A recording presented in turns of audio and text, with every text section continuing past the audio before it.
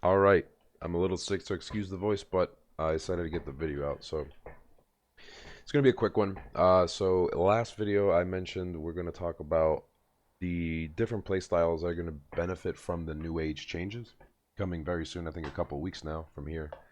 Um, so the passive play style that is more for the casual player base is gonna kind of benefit from this a lot more than the other play styles.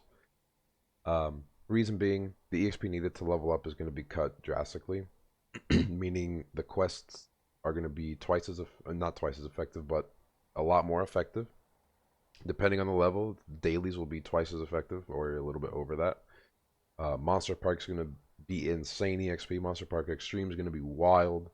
Um, yeah, and in case you care, the reason what I believe at least, the reason they're doing all of these changes to help the passive playstyle, like more casual player base, is the more you log into your character, the more you log into any character that you use, the more likely you are to spend money on that character.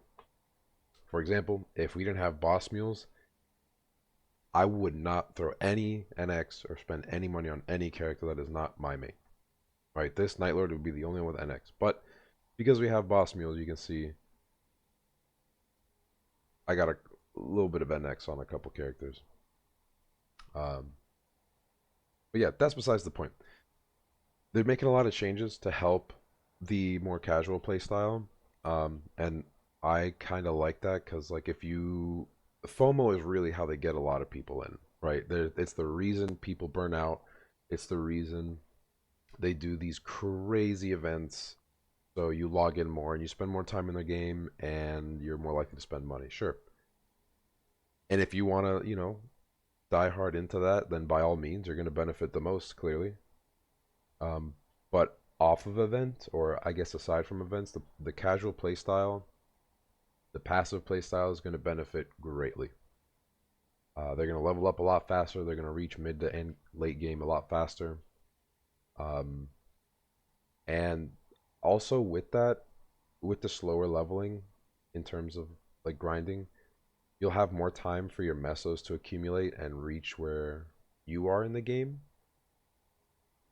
Like for example, if it takes you takes you a week to get from 200 to 230, you're gonna bottleneck so quick. You're not gonna do much damage to the 230 mobs usually. Um, but if it takes you 2 weeks, you almost double up the money that you would have gotten anyway. So for example, Ursus, Maple Tour, weekly bosses, or boss mules, you'll have more time, and that's obviously not good. Like there's better ways to handle that, but they're kind of helping the casual players a lot. Now, for the more dedicated player base, this is a pretty big nerf. I guess depending on like how you, I guess, divide your time. If you are like a one main person, this kind of sucks, really. Um, if you actively main different characters, this is going to be great. All these dailies are going to be super effective on your all of your characters. A big change they've made recently, somewhat recently, is the arcane symbols. You got weeklies now to get 45 of each per week. You just got to do a little bit of questing or like this event, not event. I don't know what it's called. It's just a weird quest mini game thing for each of them. Um, yeah, the only thing I don't like right now is the sac force time gating. This is absurd. It takes way too long to get sac force, but it is what it is.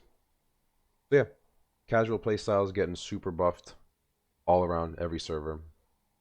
Um, the more hardcore players are going to be suffering a little bit, but it's not detrimental. I wouldn't say it's detrimental to anyone. But yeah, that's basically it. If you have any questions, by all means, throw them in the comments. I love to help anyone trying to get better at this game.